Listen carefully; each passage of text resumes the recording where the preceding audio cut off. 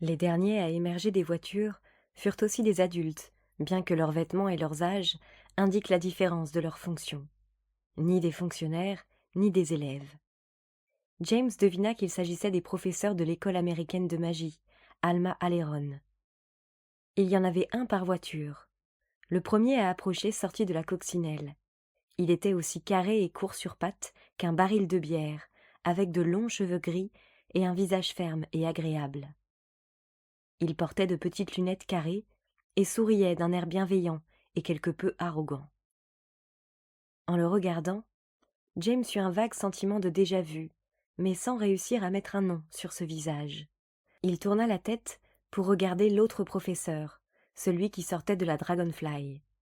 Un sorcier très grand, avec des cheveux blancs et un long visage grisâtre, aux traits durs et sévères. L'homme surveilla la foule, tandis que ses épais sourcils broussailleux creusaient, comme des caterpillars, des sillons sur son front. Un portier apparut à ses côtés et lui tendit une mallette de cuir noir qui ressemblait à un sac médical. Sans baisser les yeux, le professeur prit les poignées de son sac dans sa grande main aux jointures noueuses, puis il avança, traversant la foule comme un navire sur son air. « Je viens de prendre une résolution pour cette année, » annonça Zane d'un ton ferme. « Il n'est pas question que j'ai des cours avec ce mec-là. » Ralph et James hochèrent la tête pour marquer leur approbation. James ne remarqua le dernier professeur d'Alma Aleron que lorsqu'elle émergea péniblement de la Dodge Hornet. Elle se redressa de toute sa taille et tourna la tête, comme si elle scrutait les visages de la foule. James poussa un cri étranglé. Sans même y penser, pour éviter le regard de la sorcière, il se cacha derrière la haute silhouette de Ralph. Ensuite, prudemment, il jeta un coup d'œil par-dessus l'épaule de son ami. « Mais qu'est-ce que tu fabriques ?» demanda Ralph en se tournant pour le regarder. James ne répondit pas tout de suite. Il vérifia d'abord ce que faisait la femme, mais elle ne le regardait pas du tout. En fait, voir était difficile pour elle, malgré l'intensité de son visage. « Cette grande femme là-bas, » dit James, « celle qui a une écharpe nouée en turban sur sa tête. Je l'ai déjà vue, l'autre nuit, sur le lac. » Zane se dressa sur la pointe des pieds. « Elle ressemble à la momie d'une sorcière gitane. »« Oui, » dit James, qui se sentit soudain stupide. Avec ses yeux recouverts d'une taie opaque et grise, son visage sombre et strié de rides, la dame enturbanée paraissait bien plus vieille que celle dont il se souvenait. Un portier lui tendit une canne en bois qu'elle accepta avec un hochement de tête. Elle se mit en marche et traversa la cour d'un pas lent, tapotant de sa canne l'espace devant elle, comme une aveugle. « Pfff, elle est aussi bigleuse qu'une taupe, » dit Zane à James d'un ton peu convaincu. « C'était peut-être un alligator que tu as vu sur le lac. De toute évidence, on peut les confondre. » « Je me demande quel cours peut donner ce professeur, » coupa Ralph d'une voix tendue en indiquant le petit homme aux lunettes carrées. « C'est... Il a 5, non, attends un peu. Il a au moins 50... » Dans son émotion, il bafouillait. Zane se tourna vers l'estrade et fronça les sourcils. « Tu parles du petit bonhomme avec des lunettes à la John Lennon et un vieux col démodé ?»« Oui !»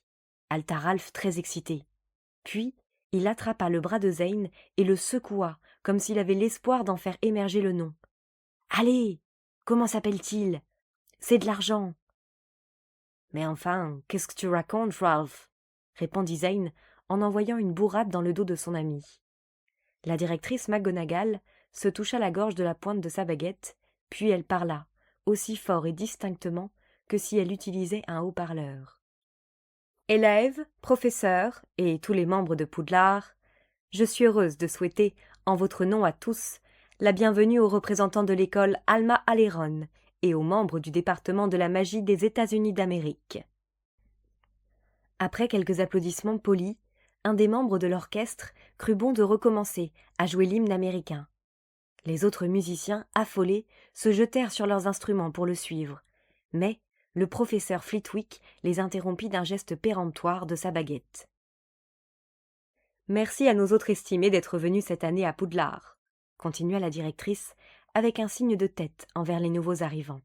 « Nous espérons que tout ce travail ensemble nous permettra aussi bien une meilleure compréhension mutuelle qu'un échange culturel. Après tout, les États-Unis et la Grande-Bretagne partagent depuis des siècles une culture et une langue communes. Et maintenant, chers amis professeurs, veuillez avancer pour vous présenter à vos futurs élèves. James pensait que le grand professeur au visage sévère serait le chef du groupe. Il se trompait. Ce fut le petit sorcier aux lunettes carrées qui monta sur l'estrade et s'inclina galamment devant la directrice. Puis, il se tourna et s'adressa à la foule, sans même utiliser sa baguette. Sa voix claire et distincte portait dans la cour, comme s'il avait l'habitude de parler en public. « Élèves de Poudlard, mesdames et messieurs, merci pour votre accueil chaleureux. Nous sommes venus en toute amitié, et je vous assure que nous n'attendons pas de traitement de faveur. » Il eut un sourire et adressa à la foule un clin d'œil. « Nous sommes tous enchantés de partager durant cette année notre temps avec vous, dans cette école, et laissez-moi vous assurer que nous aurons certainement à apprendre les uns des autres. Bien sûr, je pourrais vous régaler d'une liste sans fin d'anecdotes pour souligner aussi bien les similitudes que les différences entre les cultures européennes et américaines du monde magique. Mais je ne vous infligerai pas un aussi long discours. » À nouveau, il eut un sourire, comme s'il partageait une plaisanterie avec ses auditeurs. « Je réalise parfaitement que mon équipe, aussi bien les adultes que les élèves, est pressée de découvrir dans un cadre moins formel ce nouvel environnement. Et j'imagine que c'est la même chose pour les résidents de Poudlard. Aussi, avant de vous libérer, je vais me contenter du minimum, c'est-à-dire les présentations et les cours que nous comptons donner cette année. »« Ce gars me plaît déjà, » dit Ted, quelque part dans la foule derrière James. « Je vais commencer par vous présenter mes confrères, » continua le petit sorcier. « Voici Theodore Hirsham Jackson, professeur de technomancie et de magie appliquée.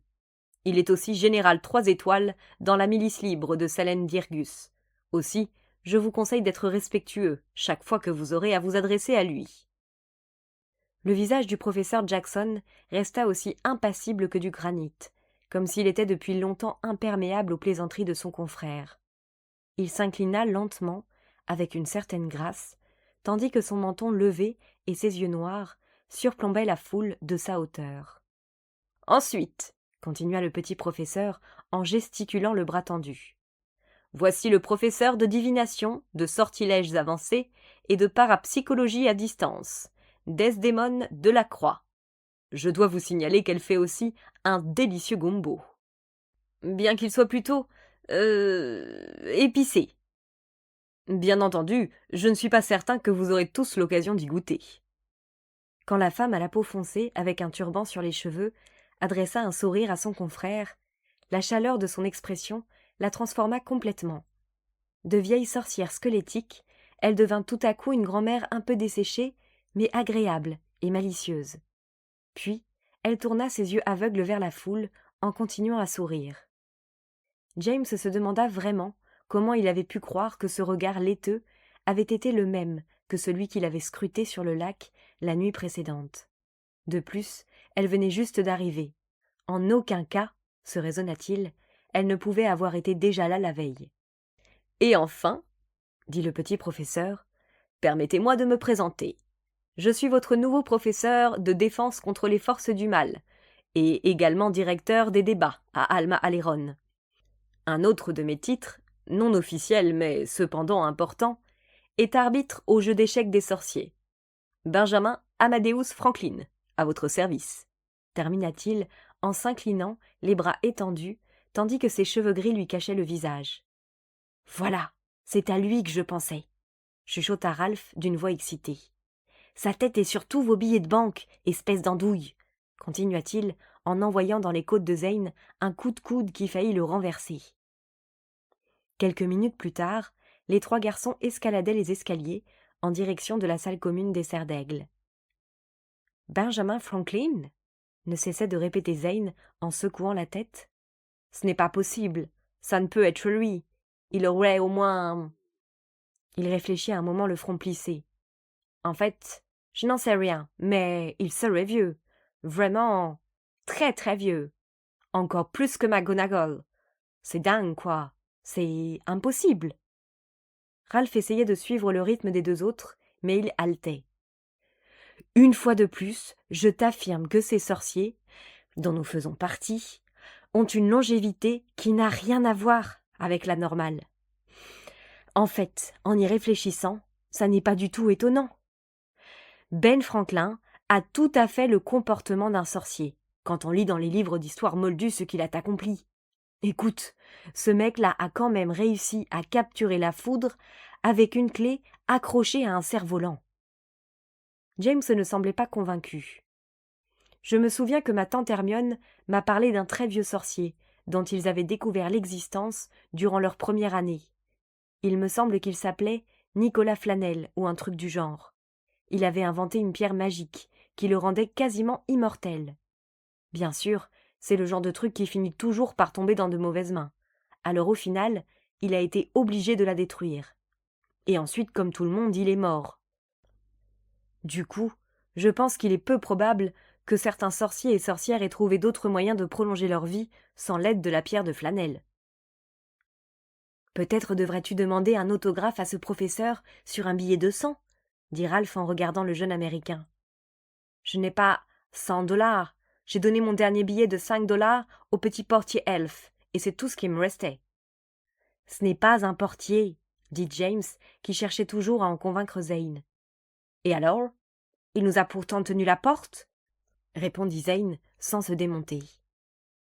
Pas du tout. C'est Ralph qui l'a renversé en ouvrant trop fort le panneau. Il n'essayait pas de nous tenir la porte, mais juste de se relever. Peu importe, je n'ai plus un sou. J'espère simplement que le service n'en souffrira pas. Zane s'arrêta devant la porte qui menait à la salle commune des Serres d'Aigle. Il y avait un heurtoir en forme de tête d'aigle qui parla tout à coup d'une voix stridente. « Quelle est la signification du chapeau dans la maîtrise de la magie ?» « Oh zut !» se plaignit Zane. « Dire que les premières questions sont censées être faciles. »« Tu es certain que nous avons le droit d'être ici ?» demanda Ralph, qui s'agitait d'un pied sur l'autre. « Quelles sont les règles au juste pour aller dans une autre salle commune que la sienne ?»« Il n'y a aucune règle, du moins je n'en connais pas, » répondit James. « C'est juste que la plupart des élèves ne le font pas. » Sa réponse ne parut pas rassurer Ralph. Il jeta un coup d'œil inquiet de chaque côté du couloir. « le chapeau, » marmonnait Zane, les yeux fixés sur ses chaussures. « Chapeau, chapeau, chapeau, le lapin sort du chapeau, on garde des choses sous son chapeau. C'est probablement un genre de métaphore. On porte un chapeau sur la tête, et le cerveau est aussi dans la tête, sous le chapeau. Tout à coup, il claqua des doigts et releva la tête pour regarder l'aigle sur le heurtoir. Il est impossible de sortir quoi que ce soit de son chapeau, à moins de l'avoir déjà dans sa tête. C'est une réponse grossière, mais néanmoins acceptable, répondit le heurtoir, tandis que le loquet cliquetait et que la porte s'ouvrait en grand. Waouh! S'écria James en suivant Zane dans la salle commune. Tu es certain que tes parents sont des moldus? Eh bien, expliqua Zane d'un ton dégagé, comme je te l'ai dit, mon père travaille dans le cinéma et ma mère a des pouvoirs extrasensoriels. Je t'assure, elle arrive à tout deviner, malgré la validité des excuses que j'invente. Aussi, d'une certaine façon, j'ai été bien préparée pour le monde magique. Voilà, c'est la salle commune des Serres d'Aigle. Il n'y a pas d'électricité, ni de distributeur de Coca-Cola, mais nous avons une très chouette statue et une cheminée qui parle. La nuit dernière, j'y ai vu mon père. À mon avis, il s'adapte un peu trop facilement à tout ça. Zane leur fit visiter toutes les pièces de Serres d'Aigle, inventant de toute évidence certaines des réponses quand il les ignorait. Puis, Ralph et Zane essayèrent d'apprendre à James à jouer au rami. Mais il ne réussit pas à s'intéresser à des cartes, rois, dames et valets, qui ne s'attaquaient pas entre elles. Quand ils en eurent assez, Ralph les emmena tous dans la salle commune des Serpentards, les faisant passer à travers un labyrinthe de passages étroits dans les sous-sols du château. Les trois garçons s'arrêtèrent devant une grande porte, qui bouchait la fin d'un long couloir. Au milieu du panneau, il y avait une sculpture en cuivre, représentant un serpent, enroulé sur lui-même, dont la tête triangulaire pointait en avant de façon menaçante, la bouche ouverte. « Oh, c'est vrai !» marmonna Ralph. Il releva sa manche, exhibant un nouvel anneau à sa main droite. La pierre était une grosse émeraude, en forme d'œil, avec une pupille verticale. Ralph pressa soigneusement la pierre dans l'une des orbites du serpent. Aussitôt, l'autre œil s'éclaira d'une lumière verte. « Qui sert ça entrer ici ?» siffla la tête de serpent. « Moi, Ralph Diddle, serpentard, première année. » L'œil vert étincela en se dirigeant sur James et Zane. « Et qui sont ces deux-là » ? « Mes amis, je me porte garant pour eux. » L'œil brillant étudia les deux garçons, l'un après l'autre, pendant une période qui devint vite inconfortable. Puis, finalement, il clignota. Il y eut différents cliquettements, tandis que des verrous se libéraient tout le long de la porte. Puis, le panneau s'écarta et s'ouvrit. La salle commune des Serpentards occupait une large salle voûtée, en pierre et d'aspect gothique, qui, de toute évidence, se trouvait sous le lac. Au plafond, il y avait d'épais vitraux teintés en vert, d'où la lumière du soleil filtrait à travers les eaux profondes. Il en résultait une lueur verdâtre qui illuminait les immenses portraits de Salazar Serpentard et de sa progéniture. Même Ralph paraissait nerveux en faisant le tour des différentes pièces avec ses deux amis. Il n'y avait que quelques rares élèves dans la salle principale, vautrés avec indolence sur les canapés de cuir. Ils suivirent des yeux Zane et James, un sourire mystérieux aux lèvres, mais sans aucune réflexion. Ralph leur marmonna un salut étouffé. Aux yeux de James, le dortoir des Serpentards ressemblait à la cabine d'un pirate, très riche et doté de goûts dispendieux. La pièce était immense, avec un plancher de bois sombre et un plafond bas, d'où pendaient des lanternes en forme de gargouilles. Les lits étaient vastes et confortables, en bois d'acajou, avec 4 piliers sculptés pour soutenir à chaque coin le baldaquin. Sur les voilages vert sombre, l'emblème de la maison Serpentard était brodé en grand. Les 3 garçons se jetèrent en riant sur le lit bien net de Ralph.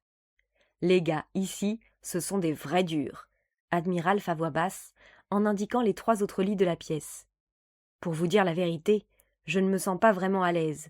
Je préfère la salle commune des Serres d'Aigle. »« Je n'en suis pas certain, » dit Zane, en jetant un coup d'œil émerveillé autour de lui. « Le décorateur ici a fait un super boulot. Bien sûr, il ne doit pas être évident de dormir avec tous ces animaux empaillés sur les murs. Dis-moi, c'est vraiment un dragon ?» « Oui, » répondit Ralph d'une voix étranglée. « Les autres les ont rapportés de chez eux. Dans leur famille, la chasse au dragon est un sport reconnu. » James fronça les sourcils. « Je croyais que la chasse au dragon avait été interdite. C'est illégal ?» ?»« Oui, » chuchota Ralph tristement. « Et c'est justement ce qui les attire. Toutes les familles de ces mecs possèdent des réserves privées où ils peuvent tirer tout ce qu'ils veulent. Un autre dans une chambre d'à côté possède le crâne d'une licorne, avec la corne. Du moins, il affirme qu'elle est vraie. Ça m'étonnerait, parce que la corne d'une licorne est bien trop utile dans le monde magique pour rester accrochée à un mur. Et puis, regarde ça, derrière le lit de Tom. C'est la tête d'un elfe de maison. Quand ils tuent leurs elfes, ils les empaillent. Tu sais, j'ai vraiment l'impression que cette tête me suit des yeux. » Ralph frissonna, puis eut l'air de décider qu'il en avait déjà trop dit. Il serra les lèvres et jeta un regard inquiet à ses 2 amis. « Ouais, ça fout les jetons, » admit James, en préférant ne pas parler à Ralph de ce qu'il savait au sujet de certaines familles de Serpentards. « Mais je crois que c'est surtout pour faire de l'esbrouf. »« Qu'est-ce que c'est ?» demanda tout à coup Zane en bondissant sur le lit. « Une game deck ? Génial ! Et tu as en plus le modèle wireless qui permet la compétition online. » Il fouilla dans le sac ouvert de Ralph, posé à côté du lit, et en sortit une petite boîte noire, de la taille d'un paquet de cartes à jouer, comme celle qu'ils avaient utilisée un peu plus tôt.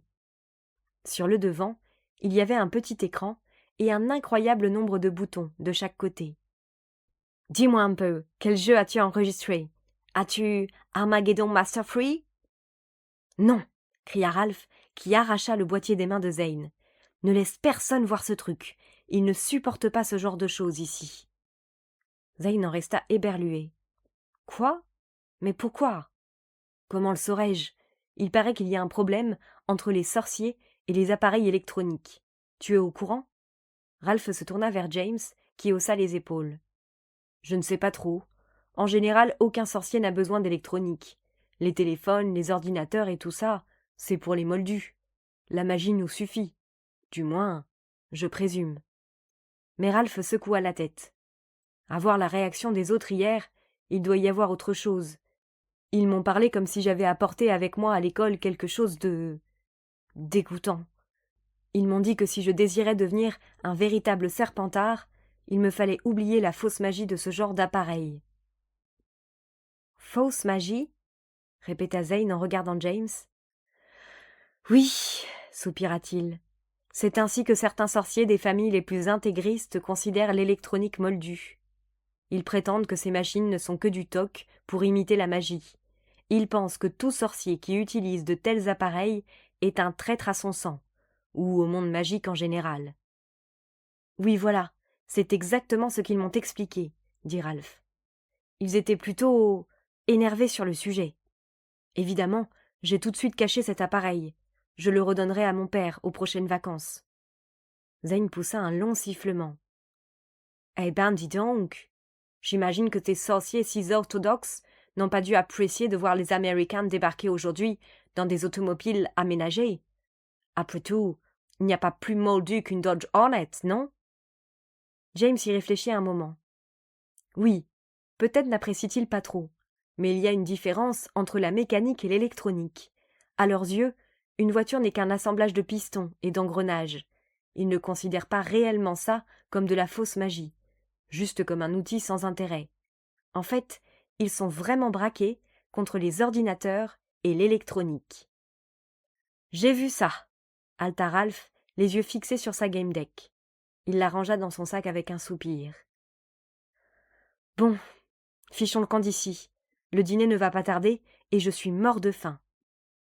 Ralph, tu passes ton temps à manger, remarqua Zane en sautant hors du lit. C'est parce que je suis en pleine croissance, répondit Ralph presque automatiquement, comme s'il avait l'habitude de cette réplique. C'est glandulaire. Et puis, la ferme. Ce n'était qu'une remarque, dit Zane en levant les mains en signe de paix.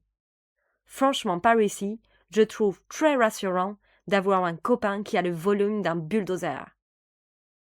Au dîner, les trois garçons s'installèrent à la table des Griffons d'or. James s'en inquiéta un moment, mais quand Ted apparut tout à coup, il lança une bourrade amicale dans le dos de Zane.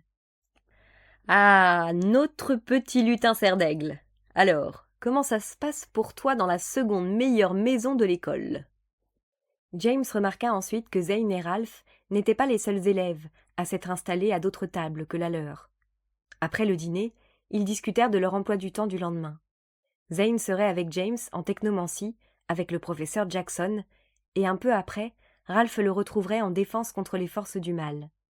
Les trois garçons explorèrent ensuite la bibliothèque, en s'attardant à l'extérieur de la réserve, la zone interdite, suffisamment longtemps pour que Mrs. Spence, la bibliothécaire, les chasse avec une verte semonce.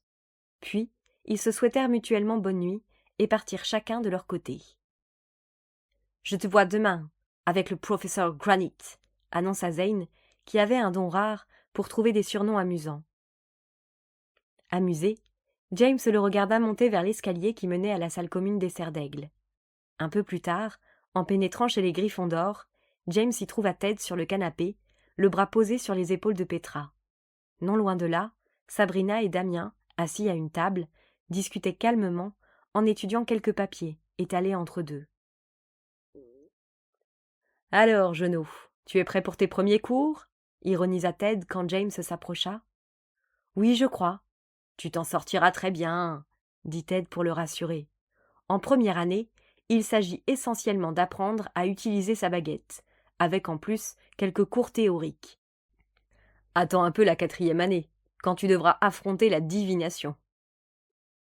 Au moins cette année, ces cours seront partagés avec ce vieux sac d'os qui nous vient des États-Unis, dit Petra. Comment ça ? Demanda James, les sourcils levés. Ce fut Ted qui répondit. Apparemment, ils ont séparé les élèves en 2 groupes. L'année dernière, les professeurs étaient Trelawney et Firenze, le centaure. Mais il a démissionné à présent. Il est retourné avec son troupeau. Aussi, cette année, nous aurons avec Trelawney la reine Vaudou, Madame Delacroix. Et je les vois très bien s'entendre comme les meilleurs amis du monde, annonça Damien d'un ton philosophe. Comme les deux moitiés d'un tout, comme de la poudre d'œuf de dragon et du suc de mandragore. James cligna des yeux, mais avant qu'il puisse demander à Damien ce qu'il voulait dire par là, Ted secoua la tête avec un sourire moqueur. « Allons, mon pote, utilise un peu ton imagination. » Quelques minutes plus tard, James quitta le groupe et monta l'escalier vers sa chambre. Il se sentait bien et envisageait le lendemain avec un mélange de nervosité et d'excitation. Pendant un moment, il resta immobile dans la pièce, éclairée par la lune, savourant simplement le plaisir d'être ici, d'être un Griffon d'or et de commencer ses études. Il eut un moment d'anticipation joyeuse à l'idée de toutes les aventures et les défis qu'il aurait à affronter dans les années à venir. Tout à coup, il regretta qu'il lui soit impossible de faire un bond dans l'avenir, afin de tout résoudre en même temps. Noah sortit de la petite salle de bain et entra dans la chambre. Après un coup d'œil en direction de James, il se jeta sur son lit. « Oui, nous ressentons tous la même chose de temps à autre, » dit-il, comme s'il avait lu les pensées de James. « Attends jusqu'à demain soir, et tu seras redevenu normal. Après plusieurs heures de cours et des tonnes de travail à faire, c'est ce qui arrive aux meilleurs. » Sur ce, il se pencha et souffla la bougie posée à côté de son lit.